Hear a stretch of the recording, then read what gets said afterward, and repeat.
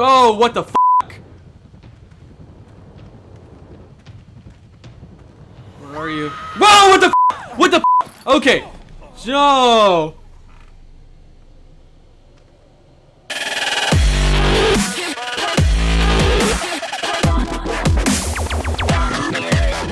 Outlast 2 was released this week. I got to play it on Twitch. If you guys would like to check those videos out, they are going to be left in the description below. If you'd like to follow me on Twitch, I'd really appreciate it. I'm going to be doing more gaming content on Twitch. I really want to gain a following, so if you are a subscriber, I'd really appreciate it if you would follow me on Twitch. Outlast 2 is a sequel to the first game that came out in 2014, which I played. I was very terrified about, and it was actually one of the first games that I ever reviewed on this channel. If you guys followed me back in 2014, you know I did a lot of gaming reviews and gaming content, but now I focus a little bit more on movies and games. And the first Outlast game was the first game I ever reviewed. I thought it was horrifying. I really enjoyed it. I did think it was a little short, but I thought it was a really good add-on to horror games out there. And when I heard that they were coming out with a sequel, I was really excited. However, this is a different story, and that's totally fine with me. Horror franchises nowadays do anthology stuff where it's a different story in every sequel, so that's totally fine. So what's different about this Outlast sequel is you and your wife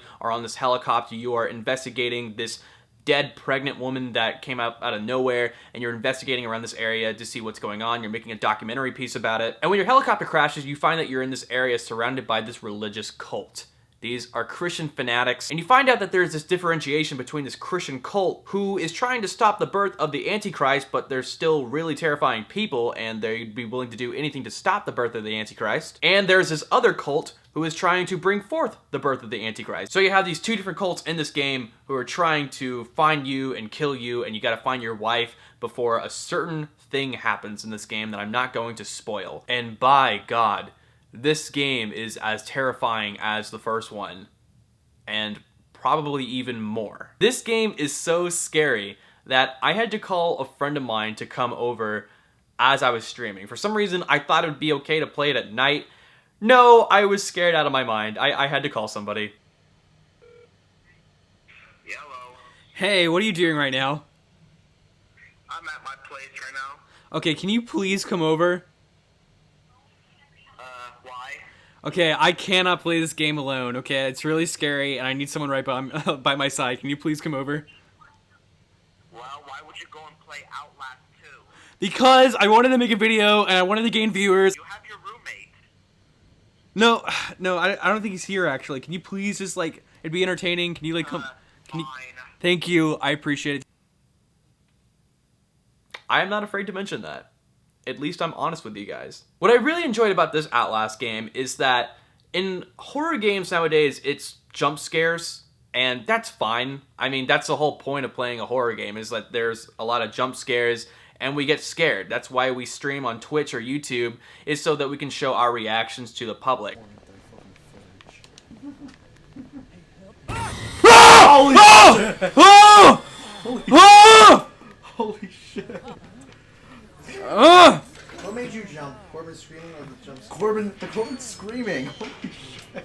However, what I really enjoyed about this game is that it's not only the jump scares that got to me, it's the background of the story and the religious elements that play a key part in this game. I was raised in a Christian family, and when I hear stuff about satanic rituals and birth of the Antichrist in movies or video games, it gets under my skin a little bit because of my background. And that's another thing that I want to point out too, is that this game has a lot of audio work done. The music, the dialogue, the sounds from the creatures, and everything that's said from these Christian fanatics about Jesus Christ, my Lord and Savior. Like, even though they're talking about Jesus, it feels so disgusting, because that's another thing that I really appreciate about this game as well, is that it showcases how people, even though under the Christian faith, they can twist it around to their certain degree to better their ideals and get what they are really searching for. Hence, Christian fanatics. Another thing that I really enjoyed about this game that wasn't in the first one is that you are playing as an actual character. Your character speaks, and since you have a wife in this game, you have someone to talk to, and you have a reason why you are in this area. Like, in the first one, it was you just trying to get out of this asylum, but in this one, you don't just leave out of this area. I mean, you could, like, you're not enclosed in a certain building, but it gives you a reason to move forward. You have a wife to save, and that's one of the things that I really appreciate about this game, is that it gives you a reason to play. You have to save your wife. And as far as collecting items and finding notes, I felt this game tackled that a little bit more realistically, because in the first game, whenever you found something, you would just write it down in a notebook. Why do you have a notebook? You have a camera. Just film it. You don't have to write it down. And that's one of the things that happens in this game, is that you can just look at something and then you can record it on your camera. You don't have to write it down or anything like that. When you find like a document or something like that, you wouldn't just keep it. You have a camera, just like film it, take a picture of it. I mean, I can't imagine like the first guy in the first Outlast game having like a collection of documents. If I found like a really weird document, I wouldn't keep it. I'd feel really weird holding it because of the content that's in the document. I would just film it and show it to the police later. How could I not see it? A modern Christ would use a camera, not a book. Oh my god!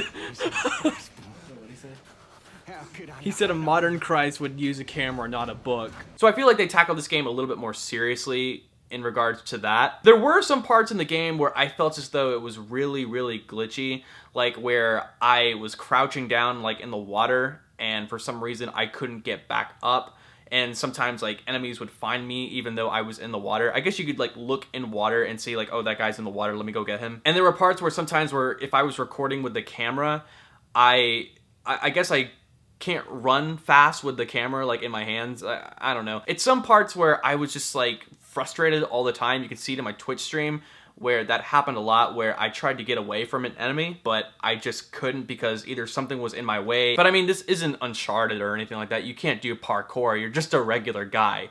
So I guess you can give them that. And another thing that I really appreciate about this game that they kept is that they don't give you guns or anything like that. They don't give you any weapons. It's like the first game. You can only run and you can hide and film stuff. That's the only like things that you can do in this game. And you can't just run. I mean, the game would be boring if you could just run to point A to point B. Like sometimes where if I had to get to somewhere, there would be an enemy in my way and I would have to run back a little bit, have them chase me, go around, and then go towards where they were in order to proceed in the game. So that's something I thought was really cool was, you know, I kind of had to backtrack a little bit. I kind of had to like loop around. I kind of had to fold them like, just kidding. So guys, Outlast 2 is a lot better than the first one. I think it's scarier. I think it has a lot of things to say about religion, and it's just terrifying. It's a terrifying experience, and if you're looking for a scary game, you should definitely check it out. I had a blast playing this on Twitch, and I hope to do more games on Twitch soon. I'll probably be doing more games on YouTube as well, just live streaming in general. I had a real fun time live streaming this game specifically because, you know, obviously it's a horror game.